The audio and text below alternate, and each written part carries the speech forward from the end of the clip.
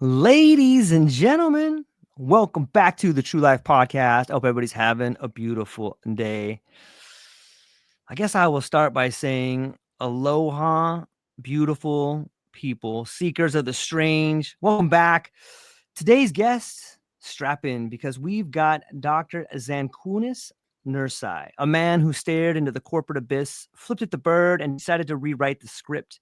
He's an MD, a prompt engineer, an AI whisperer, and a video editing alchemist. But that's just the tip of the iceberg. This guy's carving out a new frontier where psychedelics, medicine, and artificial intelligence collide in a cosmic dance of evolution and rebellion.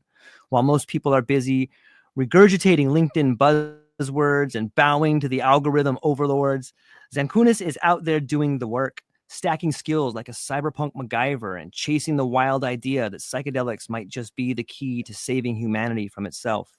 And when he's not tinkering with the Matrix, he's got a side quest studying the new gods of AI, decoding the secrets of consciousness, and probably, hopefully, giving BlackRock indigestion. Dr. X, how's it going, my friend? How are you? I'm great and super grateful to be here. Thank you. I feel honored. With a description and intro like that, have you considered a career in writing people's introductions? Like, imagine going into a job interview with an introduction. I didn't even think of an introduction like that. That is amazing. Like 10 out of 10. Well, thank you, man. You and I have had a couple of long talks, and I've been a fan of your content for quite some time. I think I reached out about a year ago, maybe a little bit longer, and we were working back and forth, and we're finally here.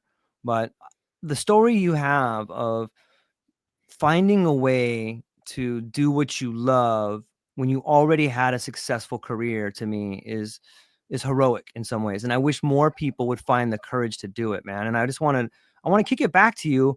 And I was hopeful that maybe we could start, close to the beginning. Like you've got a YouTube channel, you're making incredible content. I think you have some of the freshest ideas out there. I think you're on some level the next generation of psychedelic ambassadors. But before we get into that, I was kind of hopeful that you could tell some people a little bit about like how you got here, what you were doing before, and about the transition. Okay, so how I got here. Unfortunately, I had the marks to get into medical school, and as such, my fate was sealed, predetermined. Once you get accepted,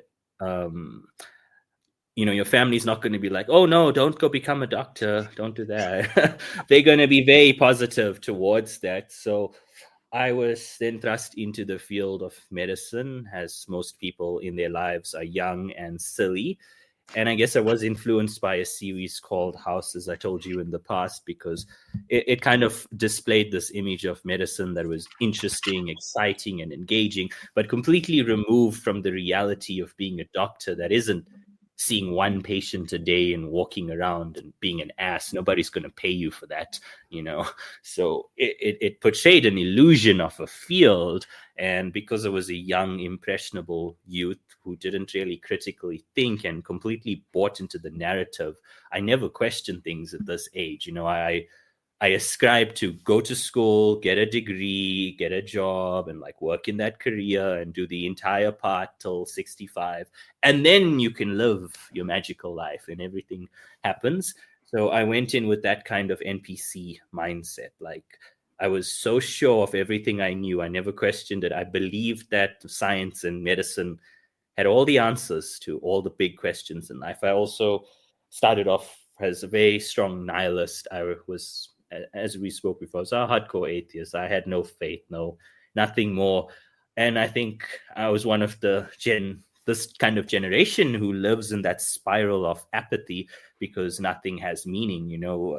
They say that we killed gods in the sense that modern science has killed this idea that there's more to life. And that was very true in my reality.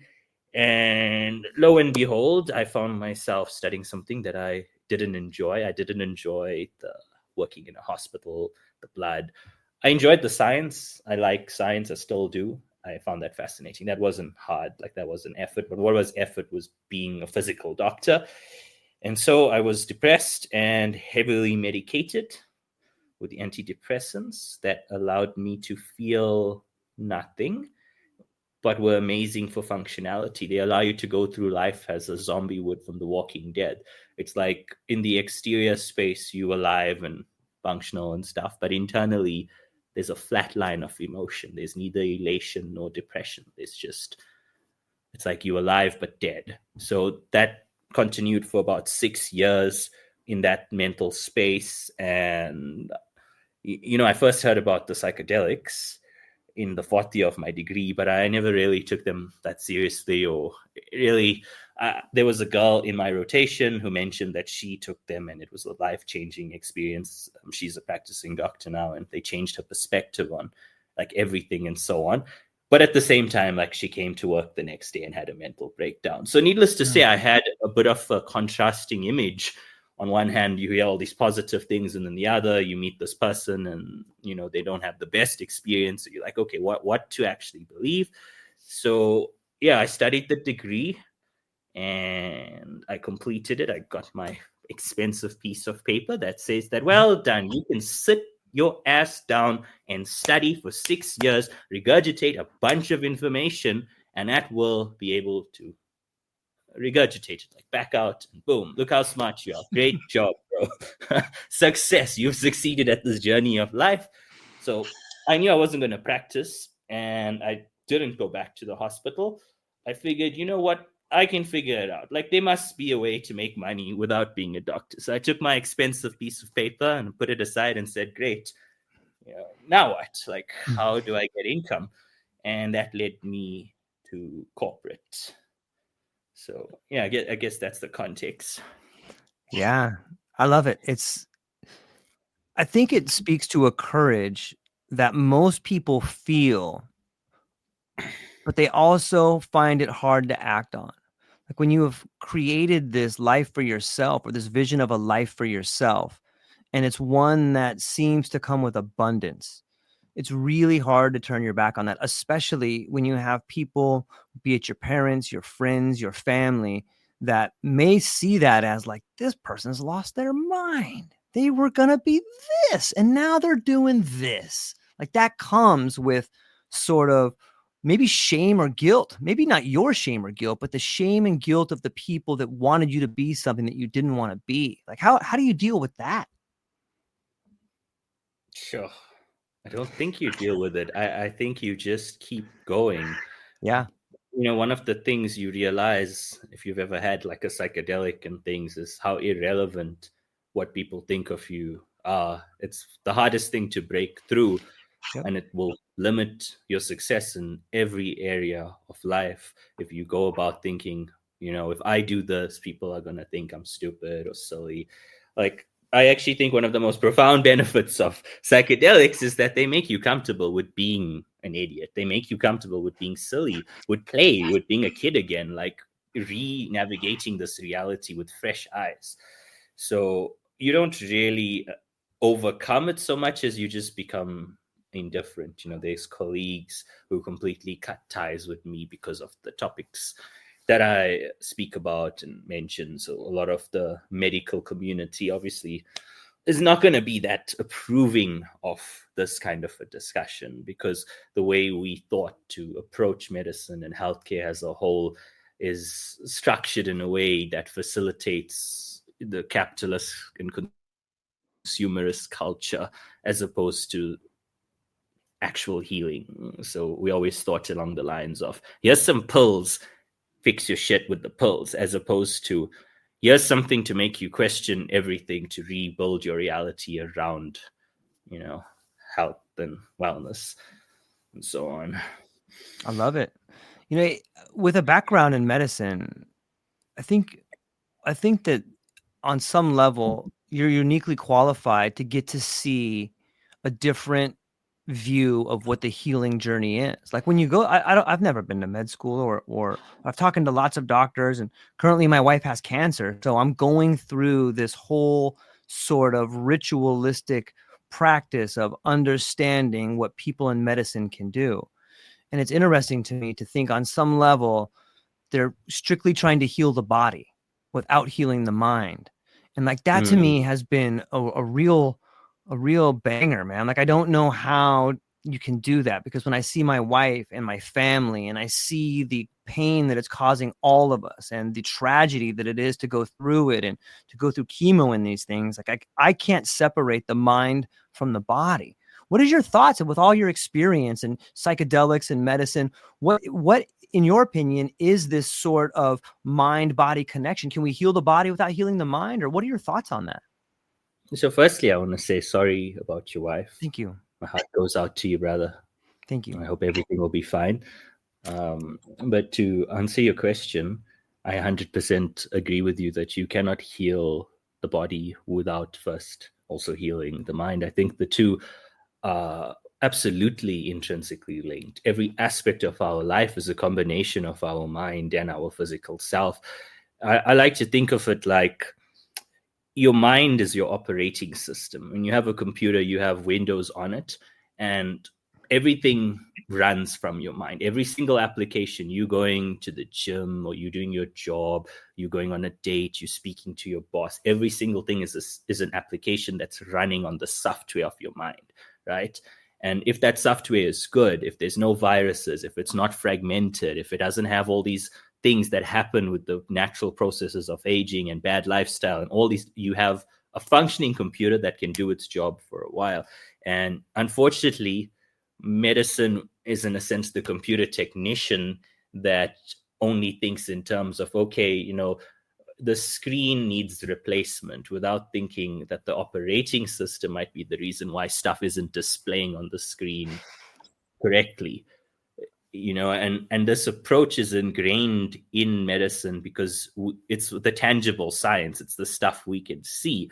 And that's great. Like, don't get me wrong. Like, I'm not going to not take antibiotics. Right. If there's something wrong, you yourself said you're going through like chemotherapy and stuff. You're not going to sit there and just be like, okay, with the power of willpower alone, I will kill, you know, whatever illness I have. It's like, illness gone. You wouldn't do that. Like, you're a rational person. But as great as medicine is for fixing issues of the flesh, there's issues of the spirit that it completely doesn't consider. It doesn't think in terms of, okay, and this is more pertinent to mental health than, you know, anything else, that there's this consciousness, there's this intelligent design that's acting, and what do we actually know about? Like, how much do we know, and are the tools that we have currently enough to exclude the idea of, you know, intelligent design, of consciousness, of a multi-layered reality? So yeah, I'm going down the rabbit hole over here, but it's like a deep topic, you know? Yeah, it's beautiful. I couldn't agree more. And sometimes I think, at least in my recent experience with medicine, you know,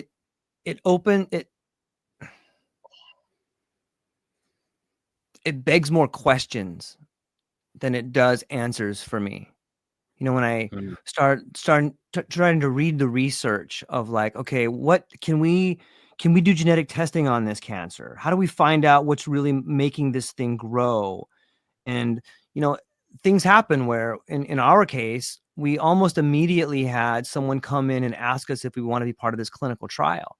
And I start reading the research on the clinical trial, and it was for a new type of test that they could run to find out more information. And on the face, it looked beautiful. Like, who doesn't want to help people? Who doesn't want to be in our position where you have an illness and you can help further along that illness for somebody else? But then you peel back the curtain a little bit and you go, whoa, the company that's putting this on is obviously going to make millions, if not billions of dollars if the test comes through.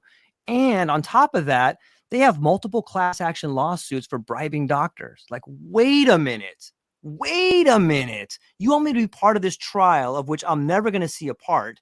And on top of that, you're bribing doctors to give it to us? Like, that makes medicine so messy to me. And you can't separate the two. Like, on one hand, I have a team of brilliant doctors that are helping us navigate this incredible space. But on the back end of it, there's all this, like, you know, lawsuits and like, you know, just these incredible conflicts of interest on some level. Like, is that, what do you, where does that fit into medicine? Is that something that happens? Is that just part of the process? Or as someone with your background, what do you think? So I'm going to tell you something that is pretty dark, but accurate as well. Have you ever seen a prescribing notepad? Like when you go to the doctor, have you ever like taken the time to sit in a doctor's office and actually look at your surroundings like closely? If you look closely, you'll see like this prescribing pad will have a brand, like Cipra or some parent company, Pfizer. You'll notice there'll be a pencil holder or a stationery holder. It would have another brand's logo. If you observe the environment of a hospital or a private doctor's office, you'll see all these little, almost like a YouTuber in a sense, like merch. Every single region of the office is filled with branded stuff that the doctors get for free. So what happens is representatives from Big Pharma come out to the doctors in mass, and they give them a lot of free stuff to emphasize why their drug, their therapy, their protocol is the best one, why as a doctor should be prescribing their medication. So they'll fly you out overseas to these 5-star hotels and do incredible lavish presentations. You'll get all this free stuff. They basically treat you like a low-key celeb. They try and bribe your affection through lots of items. But the darker aspect of this is, if you think about the education system, right, and how the people who fund the education system also tend to be, related to Big Pharma in some way or another. So you have doctors being educated on a system that's designed to make them think in a certain way and approach problems in a way that's approved to administer specific treatments, that Big Pharma says is the right approach for things. So I agree with your sentiment that it is controversial. It is not all at face value what it seems. And the saddest truth is it's about the money at the end of the day. There's a lot of money in medicine. There's a lot of money in Big Pharma. And there's a lot of money in controlling how doctors approach therapy and controlling the education system to, how they teach kids like McDonald's and this and that from a young age. Med school's a lot like that. Every year you'll have representatives from different companies who come and do a presentation. They'll give you like a free pen, for example. And that doesn't seem like, on the surface value, it's a free pen. Like, what's the big deal, right? But it's ingraining in your mind as a future doctor, right? A certain brand, a certain logo, an identity. So that one day when you are autonomous, when you've finished all your clinical training, you're running your own business, and you close your eyes and you're like, okay, this person came in, what should I give them? And you have this sort of like this lingering thought that you can't put your hand on, but there's like, oh, I remember, Pfizer. I just, what, I'm gonna look at that medication. Then you Google it, and then you like get it in. And I think that is the darker side of it. Like that clinical trial you mentioned, it's true. Like, you're not gonna see any of that money. It's gonna make them unimaginable amounts of wealth. And the other darker aspect that's obviously controversial to talk about, and maybe I shouldn't talk about it, but consider the fact that there's no money to be made in healthy people. Like, there's no money to be found in a healthy populace that isn't dependent on your narcotics to function. But there's a lot of money to be made in a reliant populace that needs your pills to wake up in the morning and face their lives. I don't know if that answers your question. It sounds like a tinfoil hat theory. Who knows? Maybe I'm just imagining all of this. I don't think so. And I think it speaks to the broader idea of the fear. When you think about the medical system, or you just think about advertising, or you just think about the world we live in, like, so much of the messaging we get is to be fearful.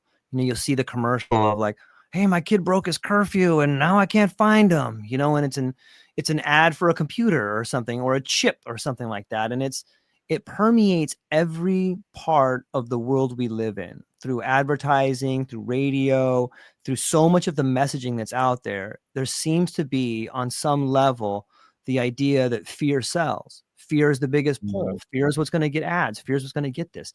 And I think this ties in with psychedelics, because psychedelics forces you to face those fears.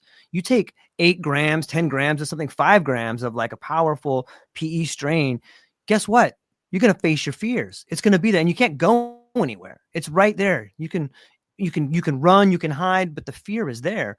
And I know you've done some recent videos on this. When I say fear and psychedelics, what do you think of? The space in between, the space that, we don't go to often, the terror of the unknown, the Cthulhu kind of energy of this abysmal emptiness that exists in the deepest recesses of the human condition, the darkness that we all feel at moments in our lives, but never really have to unpack unless a situation confronts it. You can think of fear in terms of there's a snake there or some guy with a knife trying to shank you. But I think the most hardest fears are the existential kind, the fears of what am I here for? What is my purpose? And do I actually know the stuff that I know? How much can I be assured of? And psychedelics will make you confront every form of every fear you've ever had in your life. They will be represented through your trip experience. Like there is no way around it. You are going to have to face them. And I think that's the benefit of them, is you kind of forced to overcome fear as a concept. Yeah, it's really well said. How do you see the state of psychedelics today, the medical container, maybe the spilling out of the medical container, but what are your thoughts on the relationship between medicine and psychedelics today? Sure.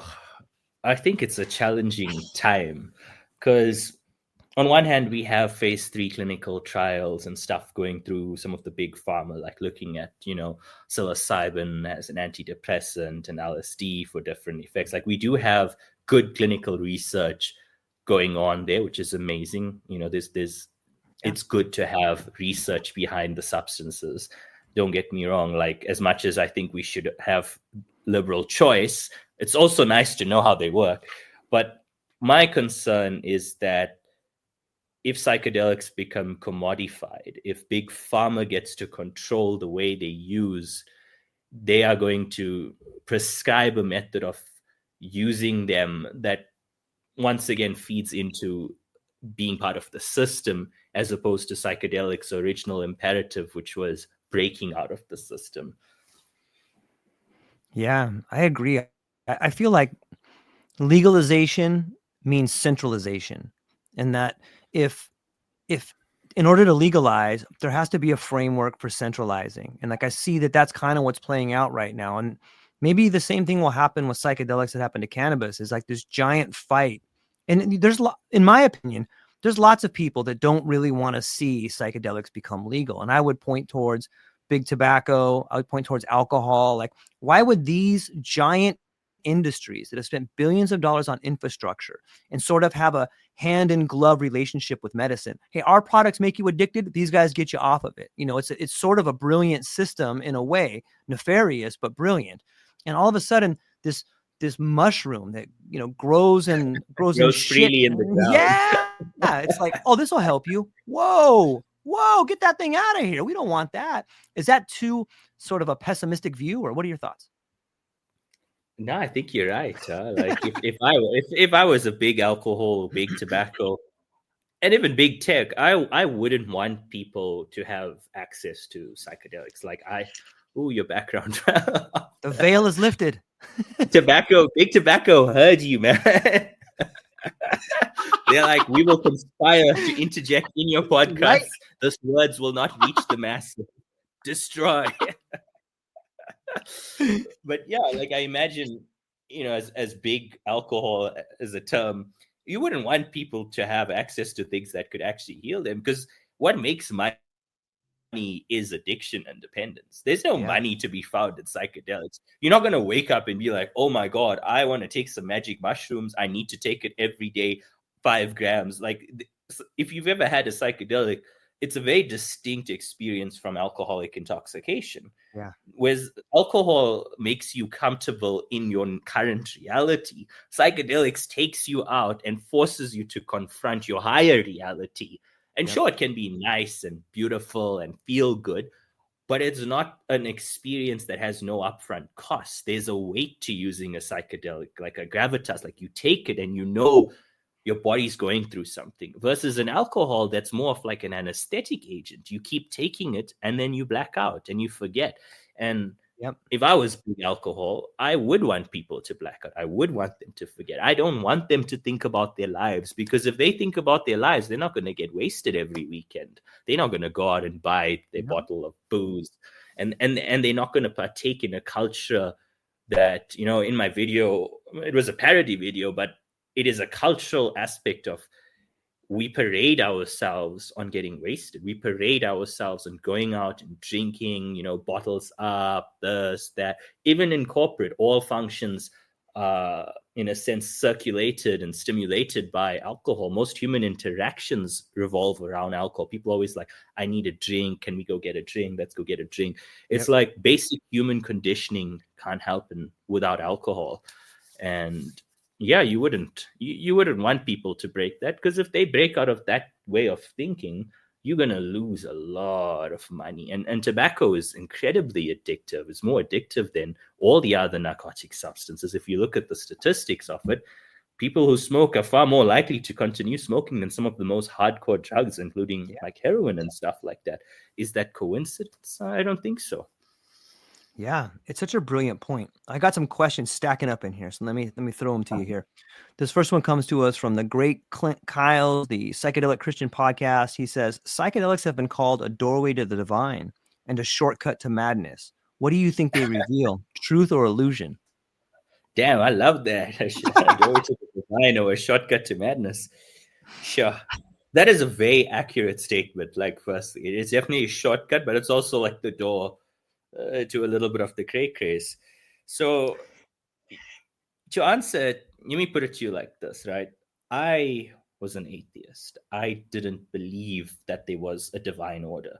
I genuinely thought we existed on this planet for the sole purpose of reproduction, and then we just died, and everything we did didn't matter. And I'll tell you what, it's easier for your life to not matter. Like, being depressed is easier than being happy. And it's easier because if nothing matters, then nothing you do has any relevance. So you can coast through life with a certain indifference. And then when you take the psychedelics, the divine aspect, you become aware of the fact that you are part of something far beyond your human consciousness. Like, there is a reality that exists in such a higher plane of existence, this multidimensional state of consciousness, that I imagine you like taste a little bit, like you know, I describe it in my videos. You touch divine, you touch the divine, you touch source, creation. You know, when I spoke to Miguel, he refers to it as Jesus. There's all these other interpretations of what God is. But throughout human civilization, we've always had the divine. It's only recently that we've removed ourselves from this idea of source, something more. So I definitely think psychedelics can be a shortcut to the divine, but I also think they have intrinsic risk. It's not for everyone. You know, I can't say that you should just take psychedelics. That's very silly. Like, you need to do your research. You need to actually learn about yourself. You need to do some work internally. You need to be at the point where you're actually ready for them. Because if you're not ready, then yes, they can be a door into the other side, into mental health trauma and complicated kind of issues. So yeah, you know, it's both is true, at least in my frame. Both exist as true. I love it. What do you think? Do you agree with that statement? Yeah, I would say it's both and. You know, it's a doorway to the divine and a shortcut to madness. And you know, I would point towards like the medieval mystics, like Julian of Norwich, or you know, the great text, The Cloud of Unknowing. Like, sometimes I'm very fortunate to talk to so many cool people, and a good friend of mine, Dr. David Solomon, he's a scholar in medieval mystics, and he speaks all of the, you know, the root languages, and he's read the ancient text in Hebrew, in Latin, in Greek, and there's no way to separate, I think, the divine from madness. And if you want an example of that, think about today, like just talking about psychedelics, you get labeled as mad. Or think about something that happened to me. Like on a really high dose, like I felt this urge to run out in the street and tell everybody I'm God. Like I am God. I'm God. You know, you do that in the thing East. You didn't. You wouldn't be on this podcast now if you did. I went outside. I just didn't yell it.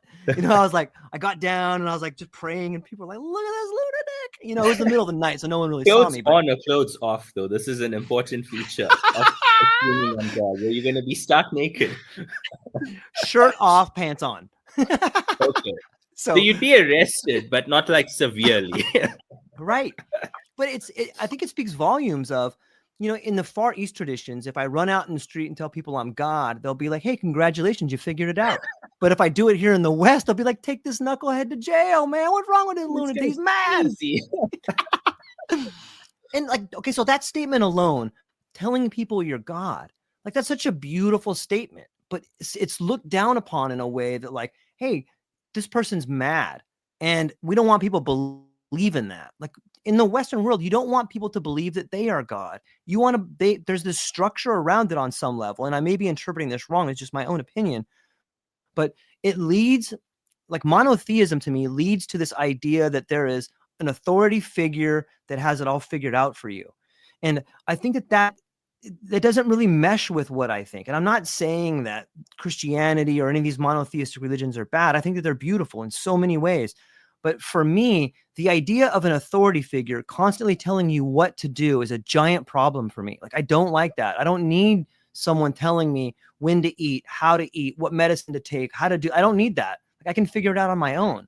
And I think everyone can if they're willing to do the work. And everyone will have a different idea of what's right and wrong for them. Well, so you don't need to pray to a monotheistic God. You have the government to pray to now. They can tell you what to eat, when to eat, and how to live your life. You know, why seek the divine when you can ask the government to tell you the opinions you should have on the nature of reality? Oh, you don't want to take an injection that was just studied in like for 1 year of a lab, and you don't know the side effects, and we know nothing about it. We think you should take it though, and we know more than you because we say that we know more than you and we own you. You know, like, sure, you don't have religion now, but the government in a form is our modern religion. And there's so many people. Have you heard the term NPC? Of course. It's from gaming terminology. It's a non-player character. So in video games, you program characters who exist solely to make the game world playable. So they stand in like one spot, you interact with them, they have like a dialogue tree, like to go to this village and kill 3 cows, then do this.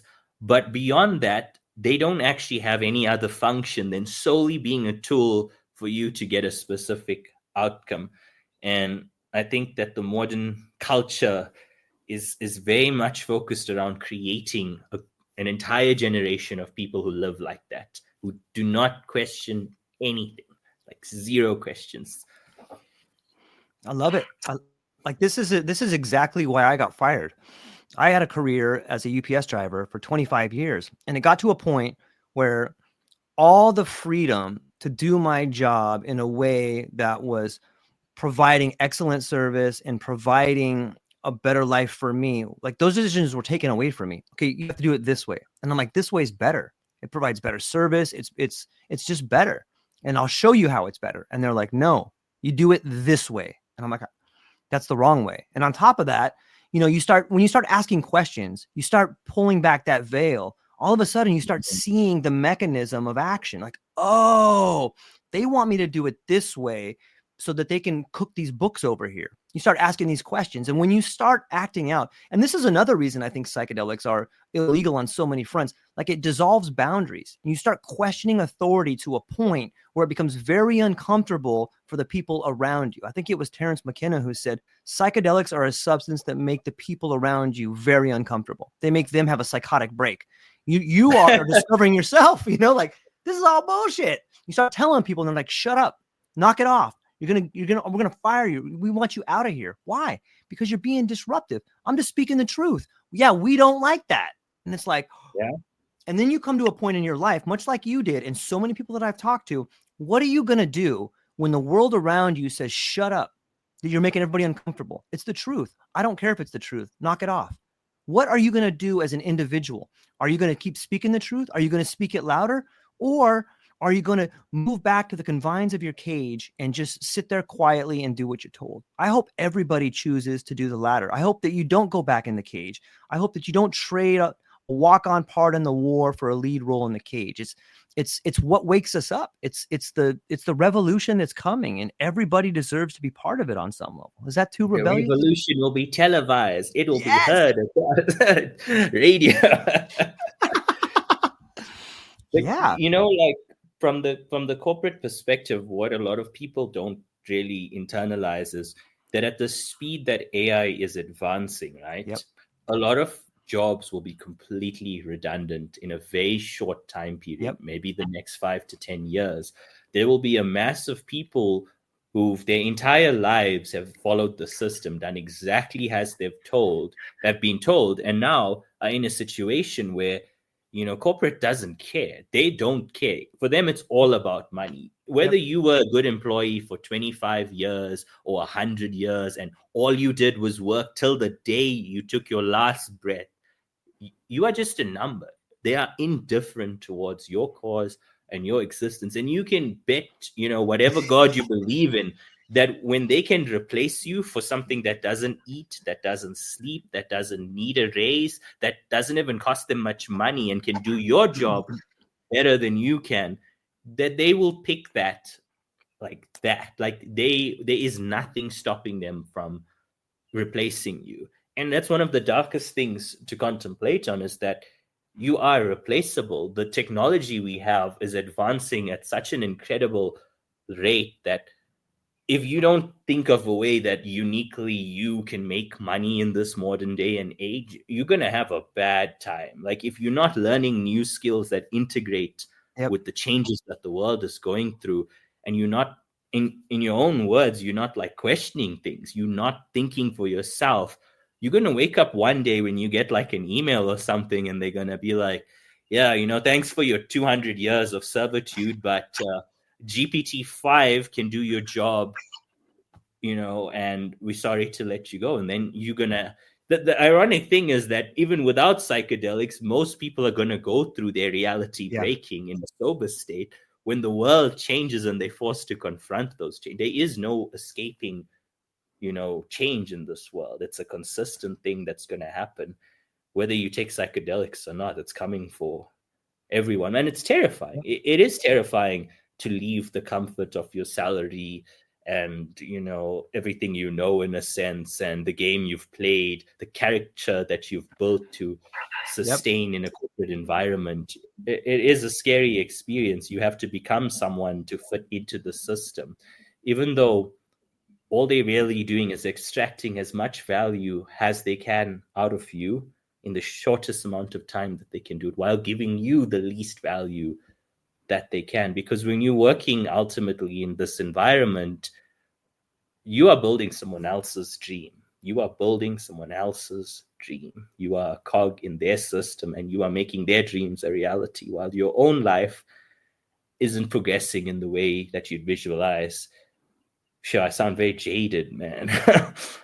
You should be. Like, all of us should be. Like, this is happening to me, to you, to our families, to our brothers, to our sisters, to our neighbors.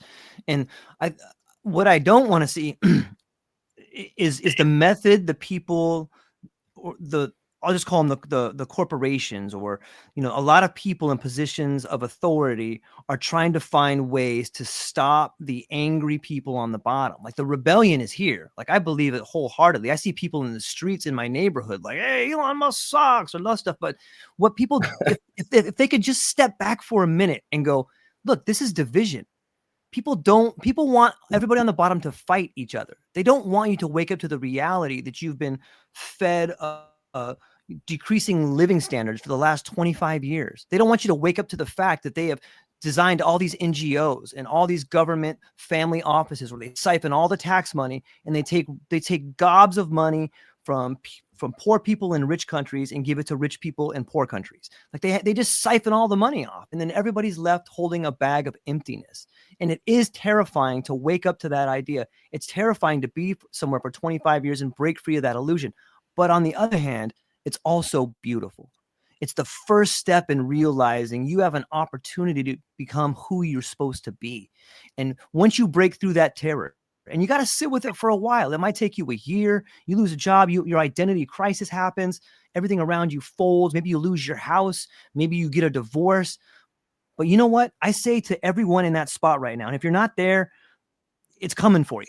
Be ready. It's coming for you. But that's also your opportunity to become the very best version of yourselves. And it's waiting for you. And that to me is what psychedelics do. It runs this simulation. It takes out all the neuroplasticity, all these cut grooves of George the truck driver or Dr. X the doctor or whoever you want to say. Whatever story you were telling yourself, that story goes away and you can present a new story. And who doesn't want to turn the page on a better chapter, man? I love the rebellion. It's here.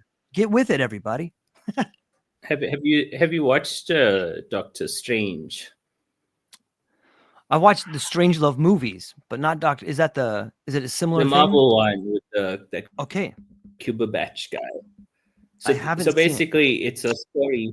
It's a story about this. I mean, I watched it a while ago, but he's a very successful neurosurgeon and like top of his game, and making bank and successful. Everything's all good. Very arrogant, very unapproachable. Thinks he's God and so on.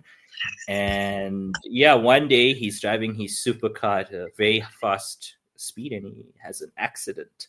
His car crashes, and he loses control of his hands, the things that have built his entire identity. Everything, like his entire life, is around being a neurosurgeon, and now he can't use these. So obviously he first tries to seek out Western medicine, unsuccessfully.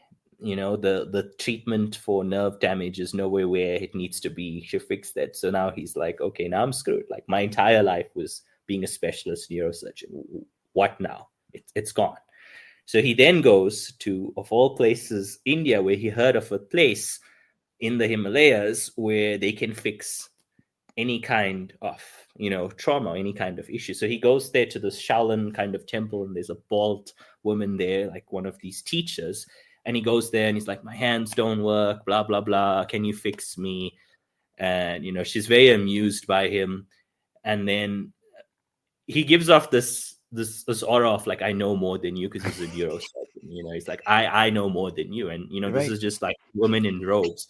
So she touches him like, right on the center of the forehead with her thumb. And she pushes him into higher consciousness briefly. So the movie then shows him like, like tripping balls, like a psychedelic. He's traveling through space and time, and all the visuals are there. He sees himself melting. He sees the nerves of his hand like growing and dissolving. He sees all these hands flowing. It's like a full hero's dose experience. And he comes back and he's like, as you would be after seeing reality in that way, you'd be completely shocked. He's out of breath. He's like, what did you do? Is there psilocybin in this tea? Because she had given him tea. Like, did you drug me? Like, what is going on? And then she pushes him back, and he goes through like a hero's journey, in a sense, where he travels through the multiverse. He sees reality grow and dissolve. He sees all the shit we talk about on the psychedelic journey, right? And then he comes back, right? And he gets down on his knees. This is a neurosurgeon, top of his game now, on his knees, like in tears. And he's like, please teach me. And then she kicks him out of the like temple, like goodbye. Yep. And I think that story illustrates, in a sense, the psychedelic journey is that you think you know stuff, right? Like you think you understand yourself and the way this world works. And then you take like a hero's dose and you end up like that guy, like you on your knees and you're like, holy shit, like I don't know anything, man. Like, oh my God. Yep. It's so true. I had a journey a while back, like right when a couple years ago, like I rekindled.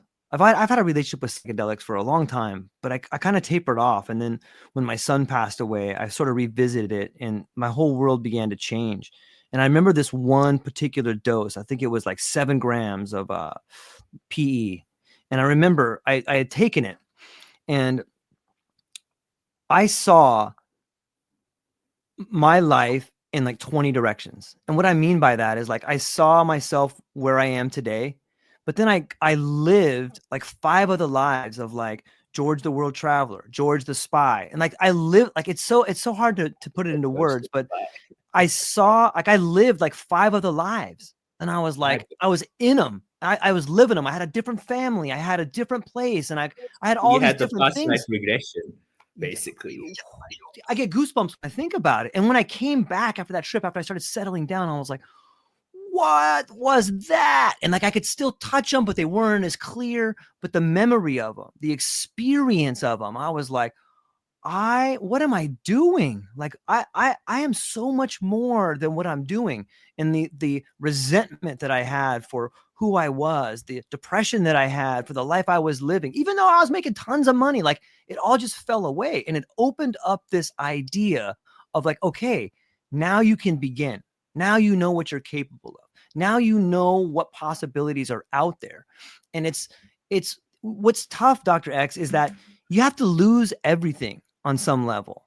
You have to be willing to lose everything in order to become the person you're supposed to be. And so much of this chaos that's happening to people right now, like I try to tell people in these states, like, congratulations.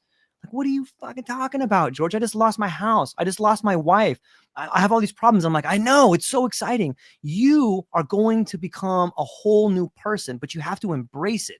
But what do you think about this idea of sacrifice? It's almost a ritual. Like you have to lose everything, or at least have the courage to start on a new path in order to do it. What are your thoughts when I say that? Just to go back though, before I answer that, like I fully relate and resonate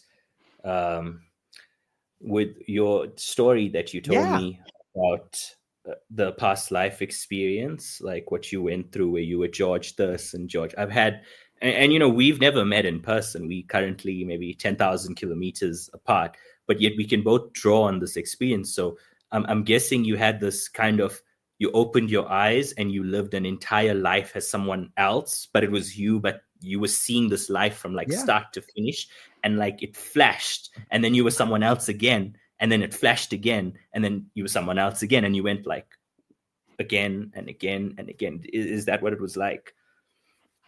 It was, yes, and it was like that, but it was more of like starting from where I was. It was more of like a pathway, I would think. Like, and I just, again, words sort of fail at this point. And I don't know if I would call it a past life or if I would call it a potential life. You know, maybe it was me in a different dimension. Maybe it was me somewhere else, but it could very easily have been a past life. I don't know how to mesh it and say it the right words. Like, but it was my life in different dimensions. Maybe it was a past life, maybe it was a future life, or maybe it was my life that it's going to be. Life. Yes. So there's this concept in like quantum mechanics that matter exists across time, space simultaneously in multiple universes at different states. So it's possible that you experienced all your other realities. Yeah. You got to glimpse through them. And isn't it like incredible? When you came back, like when I had that experience, it shifted so much in the way I thought about life and the human experience, because I got to see an entire life from start to finish before my eyes in just a few moments. And I was like, sure, what does that mean? Like, it's mind-blowing stuff. You can't come back the same. You can't. It's interesting. I got my good friend right here, Alicia Maximo. And for everybody within the sound of my voice, check out Alicia Maximo. She's doing incredible things in AI. And she says, I'm just coming in. Is this a Doctor Strange reference? Yes, it is, Alicia. And she says, it's so fantastic reference and one of my favorite movies. Marvel is great at hidden messages with consciousness, multiverse, and different timelines. I want to throw this to you, Dr. X. Alicia's big in AI, and I've seen a lot of your videos where you're incorporating AI and you have a really unique relationship with it. I was wondering if you could unpack that. Like, what is your relationship with AI right now, and how do you see it progressing? And maybe you could just touch on that. So I'll give you a bit of a short story. Okay. In my less psychedelic aligned year, or rather on my journey last year, I was like, I stayed in a very nice area. It was like one of the most richest plots in South Africa through a series of events, I was fortunate enough to get the chance to stay there. And I was like, oh my God, I want to own a house here. There's like all this nice shit, all these supercars, and all these material possessions were just shown to me. I saw how the 1% lives, and it blew my mind that reality could be an experience of just fluid beauty. Your experience of reality could just be incredible always, right? So I started tinkering with AI, not for the purposes of humanity or the greater good. My original goal was simple. I was building a model of Gemini because it was primitive, that I eventually moved to the GPT to basically predict cryptocurrency price fluctuations. After thousands of pages of prompts and stuff, I was able to get it to output a realm of reality or probability of a price range for like Ethereum, for example. And of like 7 predictions, for example, it would get one right within a few dollars off the actual price, which is mind-blowing stuff. Yeah. But it is way beyond what one person should be working on. It's also not really what I want to be my path to wealth, like just gamifying cryptocurrency, bro. Like, that's not really what I want my life to be about.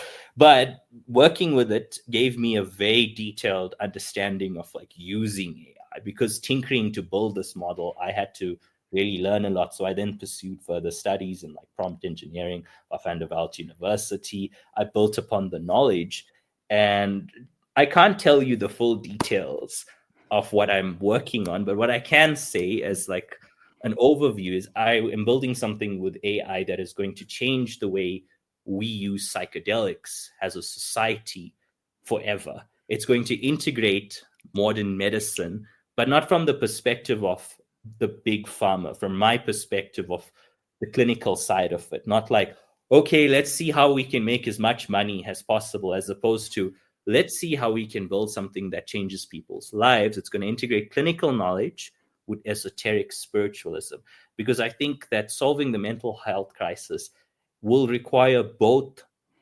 normal, like modern medicine, the pills and stuff, Yep. but also the spiritual journey. I think they intrinsically link. So the AI model or the project that my bigger purpose, like the big goal of Dr. X, is that it's going to be something that solves the mental health problem. Now, is it too big a project for me? Probably. But the magic mushroom gods say that I can do it. So I believe what they say. I love it. And I've realized too, being on a psychedelic lifestyle, whatever your relationship with them is, for me it's a lot of mushrooms. There's sometimes like an FLAD in there and different sort of LSD derivatives. But one thing that I've learned on this is you start a project and all of a sudden you start making these connections. And I think this is true for life. I believe that relationships are the true currency in life. And if you seek out relationships and connection in life, your dreams will unfold in front of you. And it's not going to happen the way you think or the way you thought. And it may change from time to time. The path you thought you were on may lead to a different destination, but it's a beautiful destination. And it's the connections that we make in life. It's the same way mycelium grows underground and connects to other parts of it. So too do we as humans get to move through life and make these connections. And so the project you're working on sounds fabulous. And I there's no doubt in my mind that if you're on that lifestyle, you're going to seek and attract the people that will help you complete that process. And like that's just a metaphor for life. To everybody listening out there, relationships are the true currency in life. Try not to worry about money, but do worry about your community. Do go out and make the sacrifices necessary to help your neighbor. Do make the sacrifices to volunteer at a place that needs it, like the Boys and Girls Club, the YMCA. Anytime you can get out and volunteer into something, the opportunities will unfold in front of you in a way you can't possibly imagine. Man, I'm stoked to hear more about this. We got another question coming in and another comment from the incredible Alicia Maximo. I'm so stoked to hear, Alicia. Thank you for being here. She says, yes, this is the idea of breaking out of the matrix, the system. It's continuing the practice and discipline to free your mind and be open to the idea of knowing you are the one. What are your thoughts on AI and human dependency on technology, Dr. X? Do you think we are wanting more convenience? Damn, you got some fire questions I over here. know I got the best audience in the world. Yeah, normal questions like, "Hi, you having a good day? What's the weather like over there? Do you think humanity's become more reliant on AI?" So I'm gonna quote some reading to build a sort of answer for this. Okay, The, in Amusing Ourselves to Death, it was a book by Neil Postman. love it. He predicted how human attention span is continuously decreasing. It's like worse than goldfish. And this was in the 90s. He already saw the challenges we would face before we even had the technology to face it, right? And he viewed reality as playing out two ways, in a sense, right? There was the George Orwellian's 1984, where the corporate overlords of the powers that control us would oppress us and they would subjugate us into their servitude, and we would live in the matrix by oppression. Right. Or Brave New World, where the overlords, instead of us fighting them, we would embrace technology, we would embrace their control. And I think, yes, we've gone option number two. We've gone the over reliance on technology part for sure. We actively bring more technology to solve our problems and to make us more addicted, to doom scroll more, to not think more. I mean, there's kids in this age that would never be able to even figure out where they're going without Google Maps, because they've grown up with a tool that's prevented their development from needing to understand how to navigate real space. So I do think that we are way too dependent on technology, and I don't think it's our fault necessarily. I think the powers that be are doing everything they can to keep us hooked to our phones and the technology, to keep us sedated, to keep us uninformed, and to keep us lazy. And yeah, that's my thoughts. What about you, George? There's no doubt in my mind that a level of Brave New World is upon us. But I've been noticing this other lens through which to see it. And it's this idea that maybe some of these things that we were doing, they were taking up a lot of bandwidth. And I think that the very tools people are using to oppress us can be used to liberate us. And when I look at, like, I use different AI models all the time. And I think there's a real difference. And I practice this with my daughter. If you're going to be on the screen, it's going to be creating, not consuming. Not consuming. Right? Like, and those tools are amazing. My daughter, she's 11. She just wrote and published her first book and put it on Amazon at the age of 11. And it's mind blowing. Yeah. And like, this is something, if you're 11 years old and you can bring a product to market, like, what does that say about everybody else? Like, these tools are real tools. Incredible. Yeah. And I love the way that the different tools, like if you start building a relationship with a large language model, that large language model can tell you more about yourself than you may realize. You work it for 6 months, 3 months, put it in for a year, and all of a sudden you start asking it questions like, tell me something about myself I didn't know. And I challenge everybody within the sound of my voice. If you're using chat, if you're using Grok, whatever large language model you're using, start using it in a more intimate way. Yeah, it can be scary, but start using it as a lens through which to see yourself. And that's what I see these tools as. I see these tools as a reflection of humankind. And they are us. Call it an entity. I'm not, I don't know the perfect lens to look through it and like say what it is. Is it an alien species? Is it a new form of life? Doesn't matter. What matters is that it's a reflection of all of us. And for the first time in history, we're sort of breaking out of these, things called protection, like copyright laws, or, all these things are sort of like, we're just going to push those away. Like, we don't need someone to put a fence around an idea and no one else can use it. Like, that has limited society in ways that are detrimental to everybody. And you could argue, like, look at the China model. They use ideas on some level, whatever they want. And look how fast they're growing. Like, why isn't everybody growing like that? Well, there's all these patents in place. There's all these copyright laws in place. Someone's like, this is my idea. Hey, I made this, everybody. Look at me. I made this. Who cares?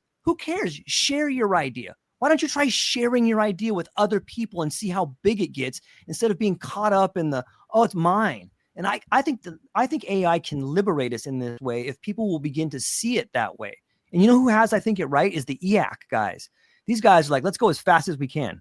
And the argument against that is like, wait, someone's going to create a virus and kill everybody. We already have Big Pharma for that. We don't need new people. We don't need them. They're already doing that. Like, I think I have belief in everybody out there. I have belief in the small man and woman that are tinkering in their garage. I have belief in the student that's in primary school that's writing books. I have belief in the future. And when I see your videos, I see that, Dr. X. Like, I see the way you're using AI to create a message for people that resonates in a way that it hasn't before. Like, you're stringing together context and content and AI, and you're putting out these messages laden with humor that like they reach so many different people. And without these tools, we wouldn't be able to do that. Like, I'm a huge fan of the creative spirit, and the people I talk to all seem to have it there. So I have a different lens. I do see the 84 versus Brave New World, but I'll tell you what, I would throw Huxley's Island in there and say that's the book we want to be. Like, that is the place we want to get to. And I think we're close. I think the rebellion is here right now. I think talking to you, talking to Alicia, talking to Clint, talking to all these people represents a thirst for knowledge and creativity that we haven't seen since the Renaissance, man. How is that for a rant? I agree. I agree with your sentiment that they are incredible tools. Like, I wouldn't study them. I wouldn't use them the way I do. I 100% like stand by you with that kind of thinking. My only critique is that the way most people use technology is as a consumer. I agree. It's the kind of tools that are generation changing. Yes. As a one person, I can do so much thanks to AI. It streamlines my workflow and it makes my life so much easier. So no, I don't have anything against AI. I love AI. Like, I use it heavily. My main concern is that most people don't use it for creativity. They don't use it to create. The technology is just to consume other people's thoughts, their ideas, their senses. They're not like tinkering with it. They're not learning what it's actually capable of, because AI is actually, it's the closest we've come as a civilization to, starting to answer the big questions. Where's God? Who created us?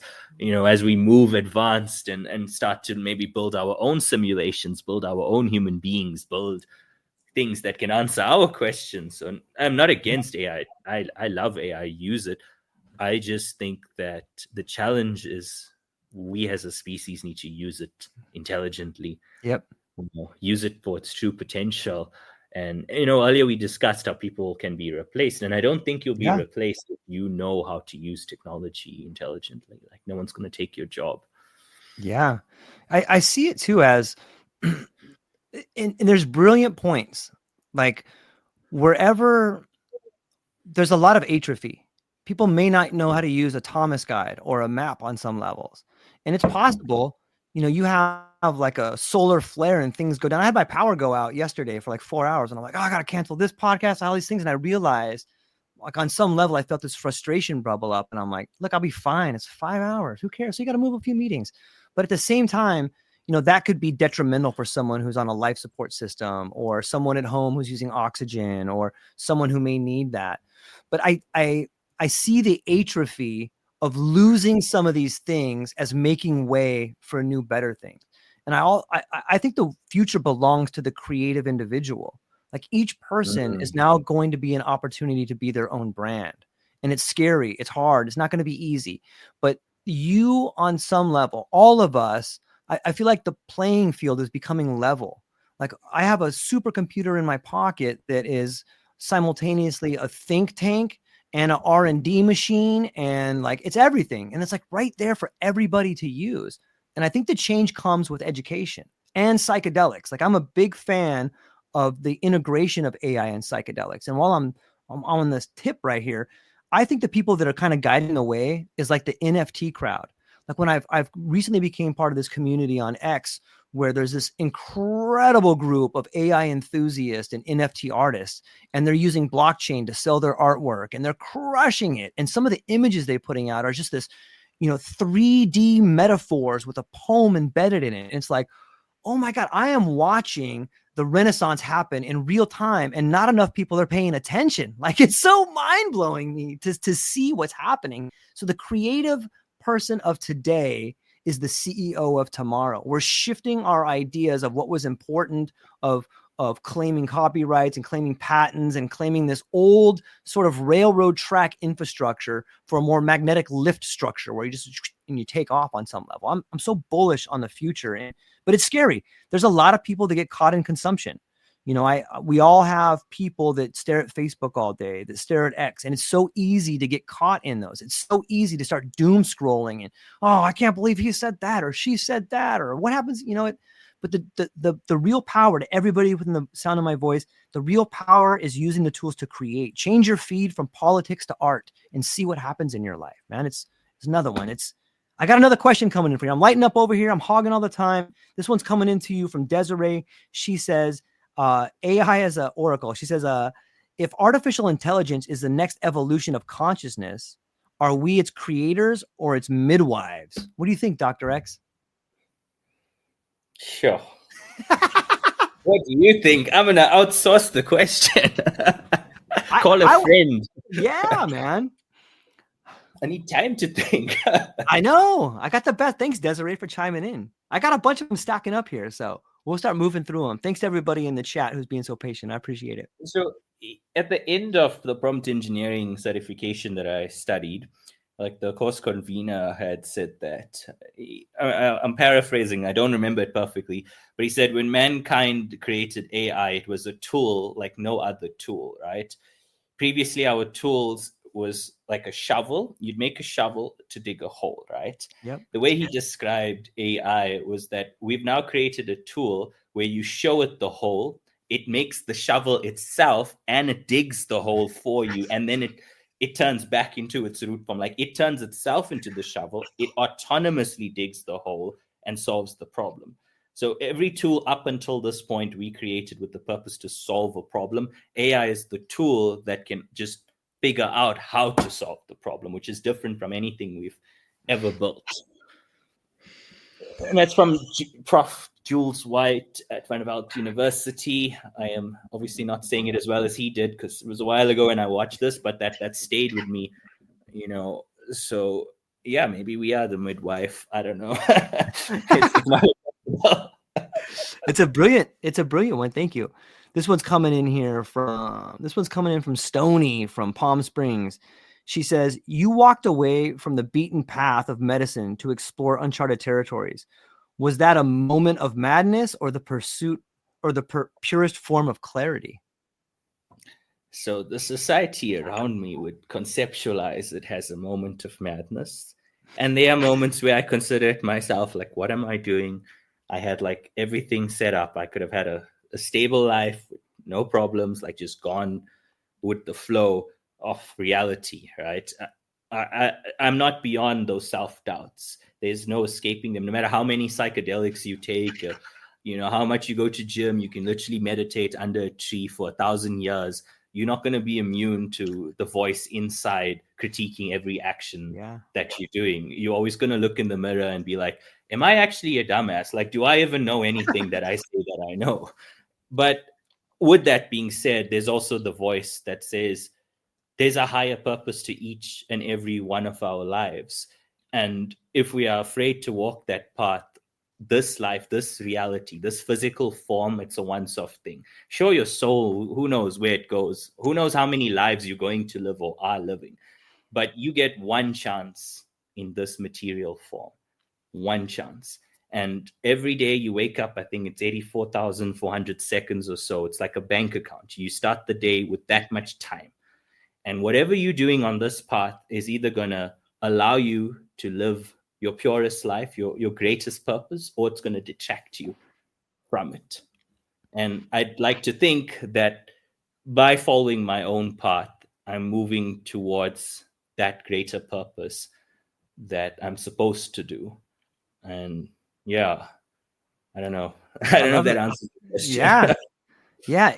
And I'm always amazed at little actions people do. And this is not a little action by any means, but the actions that we do have consequences for everybody around us.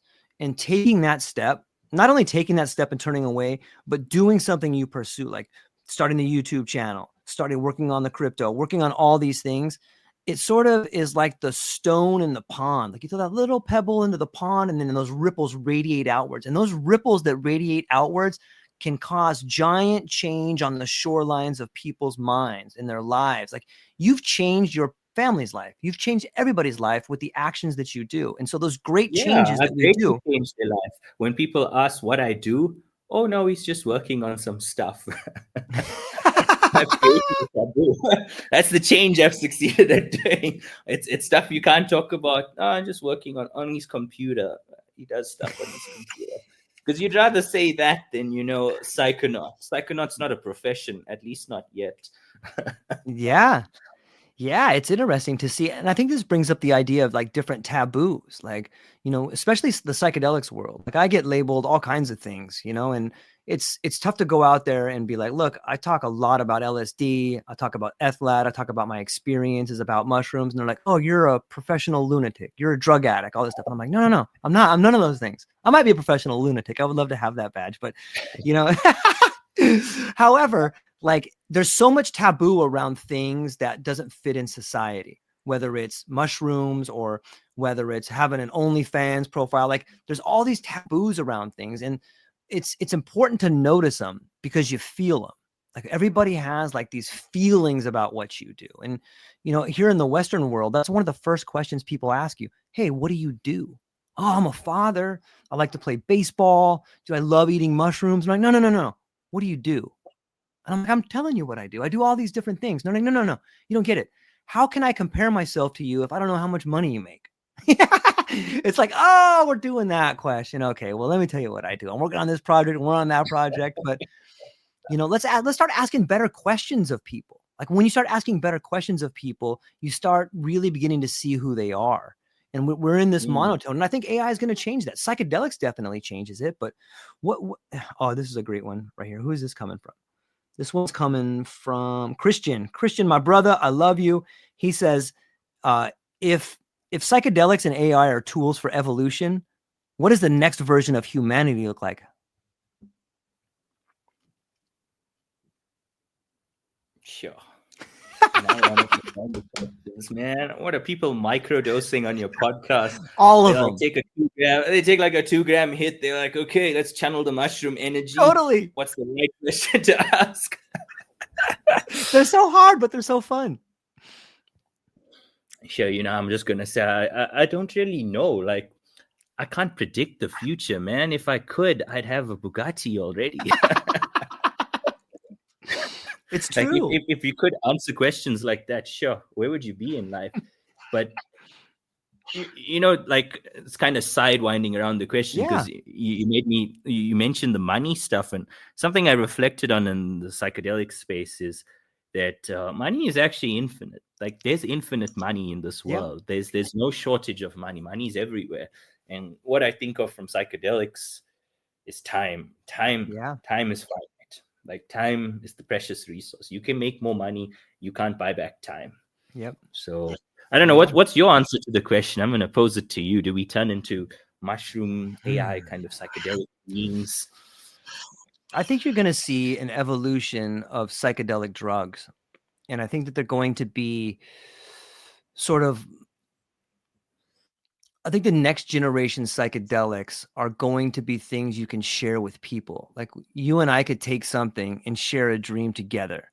We're going to be tripping together. At least that's my hope. I think we're going to figure out, like, if we can take this at the same time, we can communicate in a different language. And as I say that brings up this idea that I think psychedelics on some level, these altered states in which you see three-dimensional geometry, which you see this burning geometry of the soul, I think it's an alien language, and not alien from another planet, but a different language we don't know how to speak.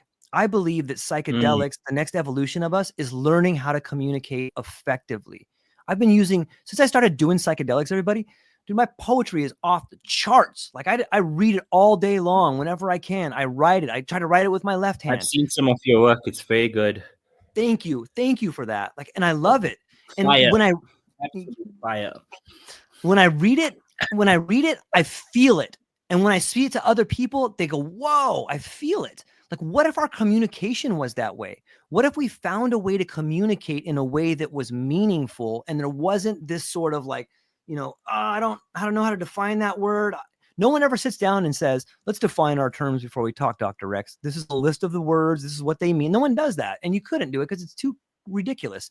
But what if we could communicate in a language that had more meaning? And I think that that is the next evolution of us. Psychedelics are teaching us a new language. It's teaching us how to communicate effectively. It's teaching us how to rise above this idea of mine or these juvenile things. Even though language is our best possible thing that we have going for us right now, it's pedantic.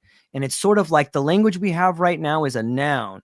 Psychedelics is teaching us how to speak in sentences. I think that's the next evolution of it, man. Is that too far out there? What is your thoughts on that? No, I think you're right. If we build along this idea of AI, maybe AI can be the tool to help us discern the language of the universe. Because if you've ever taken a hero's dose of a psychedelic, you've seen some shit. Like, you've seen the nature of reality, and your brain desperately tries to understand what it's seen. You've seen the code of the matrix, as of say. You see these geometric patterns, this entities, the divine. You see life and death. You see this medium of communication that's unlike anything that words can do justice to. There's no, like, we describe psychedelic experiences as like, I saw a geometric pattern, right? But that is redundant, or it's limiting in what you've actually seen. And maybe that's where the AI can come in, is help us actually understand what we're seeing, because our human brains, maybe they're not equipped to fully understand it on their own. There's like some kind of sacred divine code to this universe. I'm sure you've experienced that in your trip, where you're looking around and you're like, oh shit, like, there's more to this reality than my eye allows me to perceive. And it's a concept I've even been wrestling with, that maybe what actually happens is that this is the dream state. This is actually the dream state, and psychedelics is the awake state. Maybe reality, all the patterns and the shapes and the strange things that we see in our day-to-day lives when we take the psychedelics, is the natural state of matter. Maybe reality moves and contours and changes in this constant flux, and we just can't perceive it because our state of consciousness is not high enough to visualize it. And then we take the psychedelic and we're like, oh, now we're tripping. But it could possibly be that this is actually the dream state, and the psychedelic experience is being awake. And maybe AI is like the dream catcher. AI can tell us what is the nature of this reality. I love that, man. And it speaks to the idea, like, people are waking up. Like, that makes a lot of sense when you start listening to the language that people are using about psychedelics. Like, we're waking up. Like, look at all these things. Becoming more aware of my surroundings. I'm becoming more aware of the people, my relationships. I'm becoming more aware of what's important. And that would also underscore the idea of the chaos that's happening now. When you wake up out of the dream state, you're like, whoa, what was that? That was strange. Like, maybe we're finally waking up to a reality of a world that we want to live in. And it's messy. It's hard. It comes with chaos. It comes with institutions breaking down. It comes with having people in their 80s as president. Like, what is going on? This is ridiculous. So I love it, man. I noticed too in some of your videos, you're quoting a lot of Carl Jung, and you're speaking about the shadow. When I start talking about the shadow, or when you start thinking about Carl Jung, what do you think about? I think about the concept of identity. Psychedelics kind of break your identity. So yeah, there's the shadow, but then you have the psychedelic, and you're like, okay, what is the shadow? Like, what is bad as per se? What is the bad aspects of my personality? And what if it's just all perception?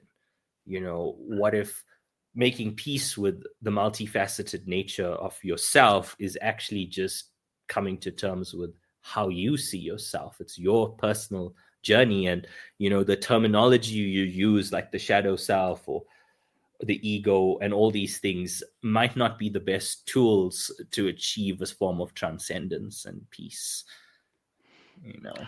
Yeah, I love it. It's so I was true. I'm going to make a video about confronting the demons. It was going to be about how, psychedelics force you to confront what we'd call the demons of our souls, the darkest, most basic aspects of who we are as people. And it's something I want to, I have to write it out and think through it. But it's a video I want to make in the future, because, it's a concept I think about a lot in the psychedelic space, is who is this? Who is this entity that is currently speaking? And what is that entity? I would love to see that video. I can't wait till you make it. It brings up this question of angels and demons. I think that that's one thing that modern medicine and science is like, get the fuck out of here with that, dude. Angels and demons. We don't want any part of that. But I don't know if you can put it in a more eloquent way, like than to be possessed by a certain type of energy.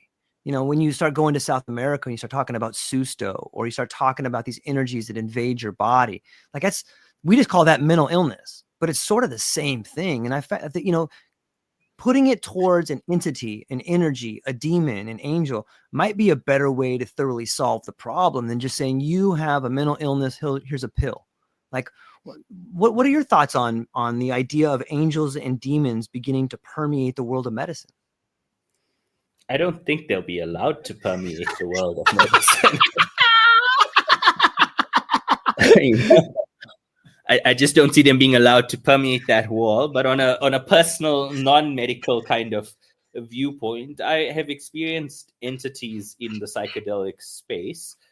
So I'm not arrogant enough to say that they don't exist. I am humbled by psychedelics constantly. Every time I take them, I learn something new. I'm like, at what point do I actually know stuff? How much you need to take before you can be sure of anything? And then I do think that there is a high probability that what we perceive as mental illness in the form of like schizophrenia, right, and these kind of delusional states where people report that they are God, is their minds go into a plane of consciousness that they're not ready to explore yet, and they get trapped in this altered state of mind. And it is possible that their experience of reality is very much real to like them. Like it for them, it's actually legit. They're like, I am the CEO of some company, and it's all untrue in our reality, but they believe it. And maybe they gone somewhere where they just don't come back. And as someone who's experienced these kind of psychedelic entities, there's definitely good and bad in that kind of sense. There's stuff out there that is maleficent, and also stuff that is omnipotent and of the divine and stuff. And it's kind of sad because it's such a taboo thing in the scientific world to even consider the esoteric nature of reality, that like there's more than just neurochemistry, that this conscious experience is not just some calcium gated ion channel opening and closing with an electrostatic discharge jumping across a myelin sheet, boom, boom, boom, boom, you're self-aware, great. That there's more to this conscious experience than meets basic chemistry. So yeah, I don't think we'll be allowed to have angels and demons, at least not for a long time, unless like Elon Musk gets out there and he's like, I was on a psychedelic trip and I saw this demon. He has a demon coin, boys, pump it to the moon, unless something of that scale, happens in the future, it's unlikely to be part of modern medicine. It's so true. That guy, I would love to do see what that guy does after a giant dose of like 15 grams of mushrooms or a giant ayahuasca trip. Like, what would that guy create after that, man? It would be mind blowing to think. I got it would be crazy, right? Like, imagine the next car that he produces after his 5 days of ayahuasca retreat. Like, it would be a spaceship. I feel if we give him 15 grams of mushrooms, he might actually just turn into a normal person. He'd just be like calm, collected, like a normal everyday person. Right. Like, you know what? I actually want a 9 to 5. Fuck this shit. I don't want to be the CEO of Tesla. He goes to work for BlackRock afterwards. Who do we got here? Alicia, I love you. You're an amazing human being. She says, we are not defined on what we do or how much money we make. We are all different frequency, looking to add and expand on the frequency and come together. Free your mind, free your time. This is why I love you, Alicia. She's doing such incredible stuff out there, folks. If you get a chance, hit her up on LinkedIn. She's an incredible contact to have. She's made incredible contacts for me, and I truly appreciate it. Who else do we got coming? I'm getting to them, people. Thank you. I'm getting to them. Okay. Death in the data stream. Dun, dun, dun. If consciousness can be uploaded or replicated, do we cheat death or just create an illusion of immortality? Thanks, Ben. Appreciate it. Jesus. Welcome to the True Life Podcast, Dr. X. I feel like you're handing out some LSD strips on the internet. The viewers, you're getting them amped up to ask the real questions. Right? That's a tricky one. Huh? So I've read a lot of the spiritual texts, right? So I'll give you a sort of like based on, Okay. some of the Hindu texts, and then I'll try and draw it back to quantum mechanics, which I'm also interested in and know a smidgen of. In one of the sacred texts called Yogas Vasistha, they basically described consciousness as like an ocean, right? And the universe exists in multiple cycles happening again and again and again and again. This oceanness of consciousness is flat. At some point, it starts to rise up. Eventually, it reaches self-awareness. When it reaches self-awareness, it becomes aware of the illusion of its reality and it dissolves. This is the cycle of life and death. It is the consciousness, or rather the soul's journey of realizing the immaterial nature of this life.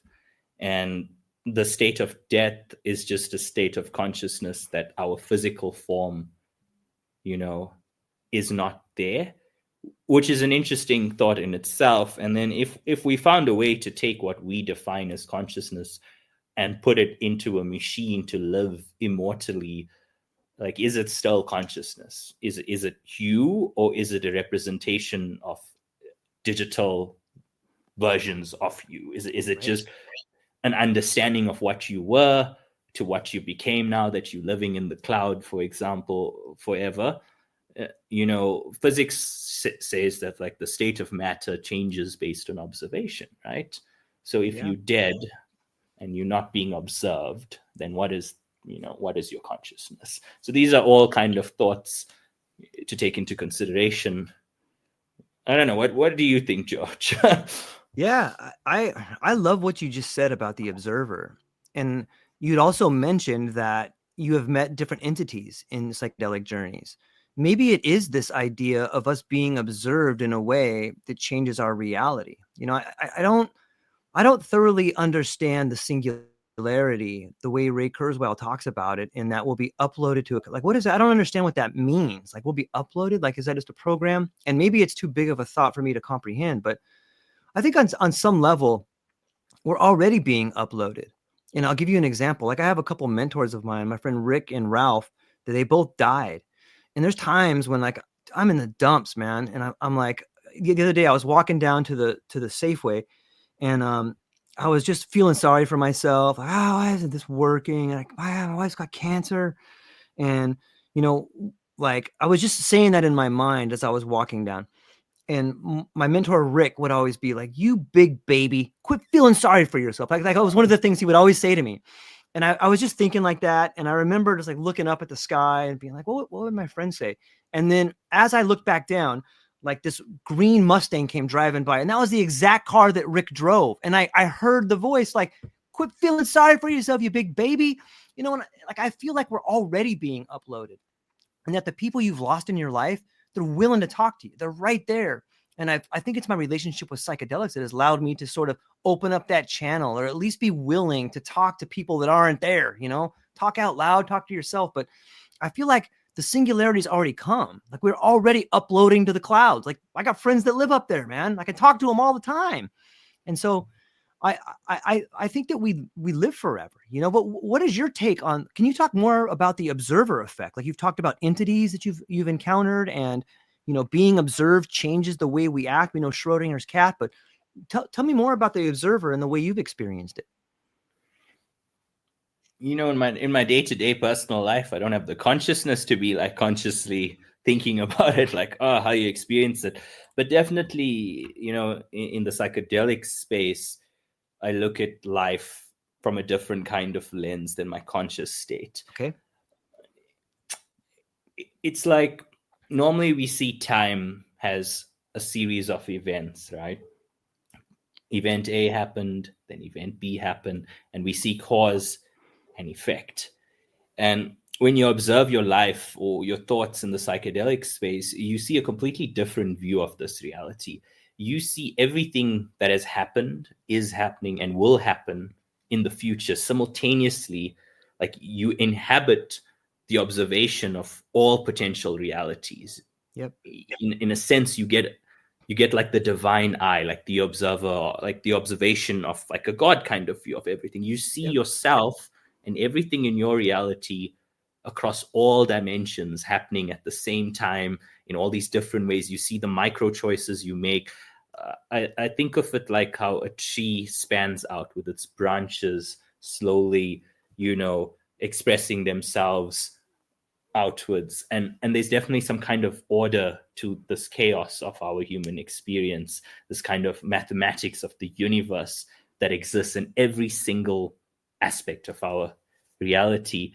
And if you read on like transurfing reality and all these kind of more esoteric books, they always speak of the impact of the mind and the observer on your reality, like how much of what you experience is directly dependent on the way you perceive it. You can perceive an event as good, or you can perceive it as bad. If you perceive it as good, even if it's the worst event in the world, the very fact that you've perceived it as something good activates a timeline of your reality where the event becomes a pathway to something good.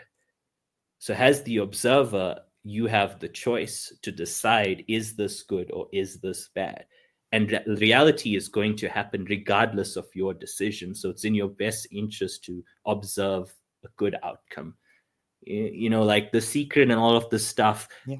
it's a money-making scam in that sense. But the concept of the way you think, that is a very real aspect. Like you're not going to think yourself into a Bugatti or a super yacht with a bunch of models and piles of cocaine. That's not going to happen, right? It's not how the world works. You can't just materialize value. But what you can do is you can control your thoughts, and your thoughts are going to dictate your reality. They're going to dictate the decisions you make that allow you to make the right choices that could lead down the path of your yacht, for example. So that's observing the way you think. Ladies and gentlemen, this is why I have Dr. X on. Like, that was brilliant. I love it. It's so hard to do in that way, but it becomes a pattern. Like when you see a tragedy unfold in your life, if you can, and it won't happen immediately, and it may take a lot of work, but if you can find good in there, if you can realize that the tragedies you're up against are the greatest opportunity for growth you've ever had in your life, then you can start making some changes and start working towards whatever that dream and vision you have is. Oh, here we go. Got Diego chiming in. Thanks, Diego. He says, "Hey George, you big baby. Why don't you ask my question?" And his question is, if you meet God on ayahuasca, do you shake hands or just walk away, nod, and say hi? Big fan of your work. Thanks, Diego. I appreciate it. I'll put it to Dr. X. What do you do when you meet these entities? Well, You engage let's them? suppose I've hypothetically met one of these entities and had a conversation with it.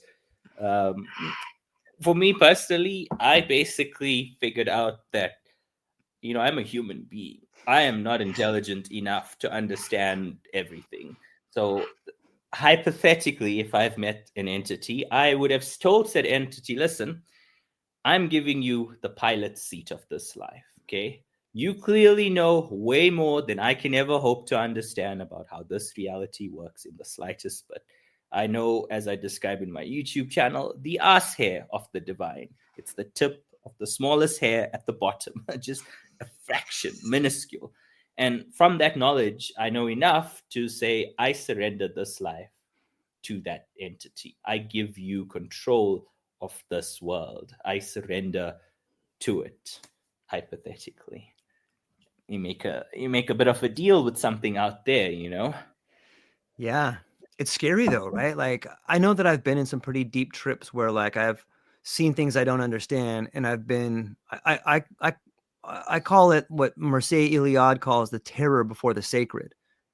Like sometimes you see things and you're like, holy shit, what was that? And like I've been paralyzed. Like I can't even move, or I can't even like do anything. And I'm just like, oh man, there was a trip I had a while back where like I found myself in this cosmic room of, otherworldly, to try to put an adjective on it. And it was like, there was all these suits around me, and it was like, try on these ideas, George. And like, this one was like a mass murderer. And I'm like, I don't think I want to try that on. And like, try it on, George. And I'm like, I don't think I want to, and there's all these different suits out there. But every time I put on a suit, it allowed me to live that life and see an aspect that was something I would never do in real life. But you could put on the suit. It was like, here's all these ideas. Try one on. And it was a friendly, calm, but incredibly terrifying voice inviting me to be all these things, but it's that terror before the secret when you see the potential of what is out there. It's maddening. It's both divine and maddening, right? Like, I don't know. It blows my mind. So I guess, Diego, my answer to that question would be, try and communicate. Try on the ideas that they're giving you, regardless of how frightening they are. So I don't know. It's tough to talk about them, but I love talking to you about them because you've been in these spaces, man, and you get it. Yeah. They have knowledge to share from the ether. These entities come from higher realms of consciousness, and our greatest forms of creativity are often just expressions of the divine intelligence acting through us. The ideas we pull through into our reality from the veil between realities, it's very likely it is just intelligent design acting through us. Yes.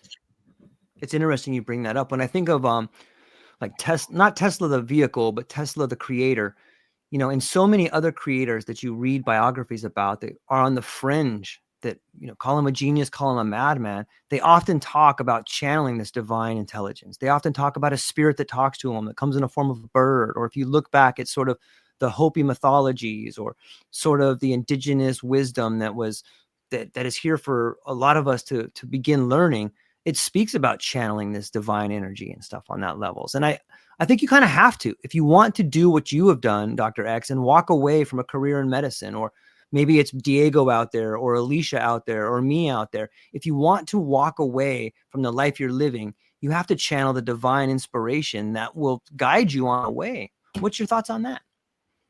Yeah, I couldn't have said it better myself. There is intelligent design to this cosmos. There's patterns and things that exist beyond mere coincidence. And if you close your mind to the idea of synchronicity and the ideas that things actually do happen for a reason, then you most likely will manifest a reality where nothing actually works out.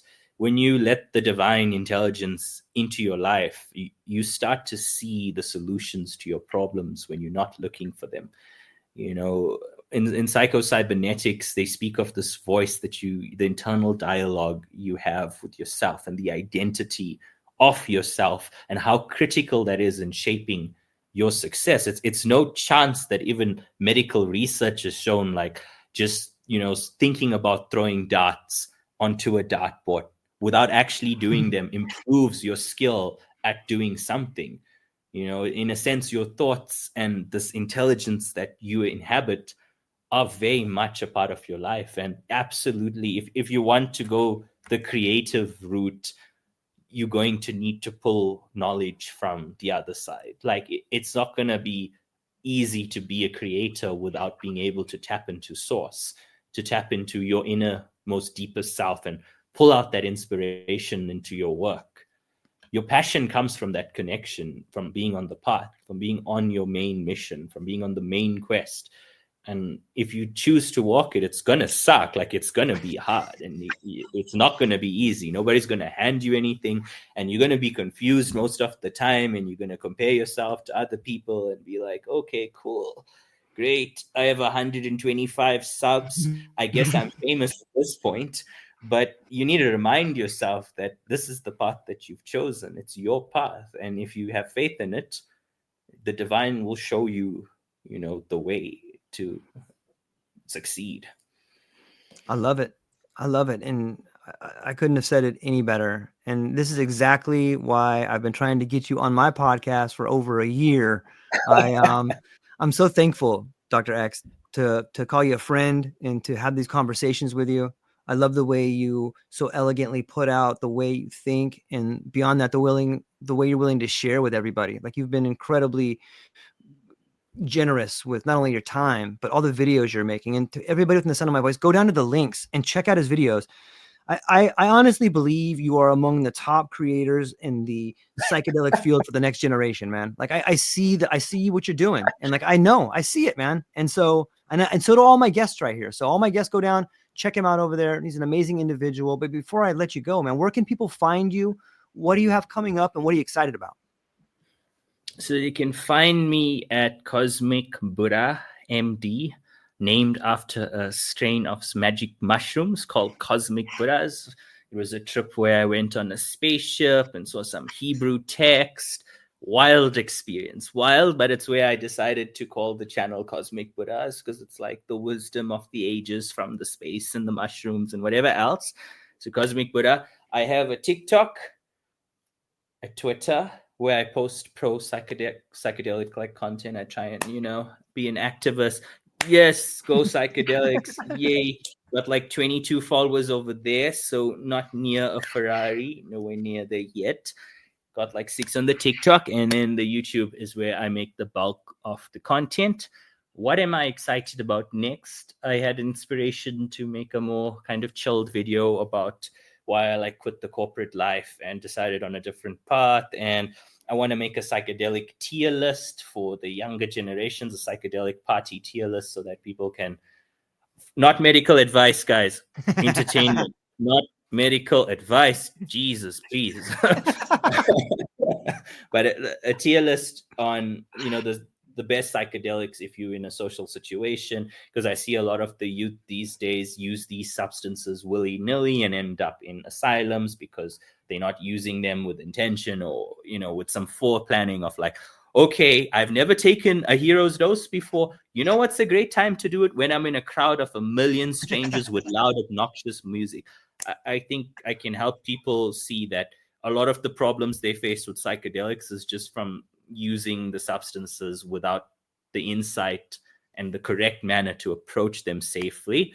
So I do want to talk about that. And what am I excited about?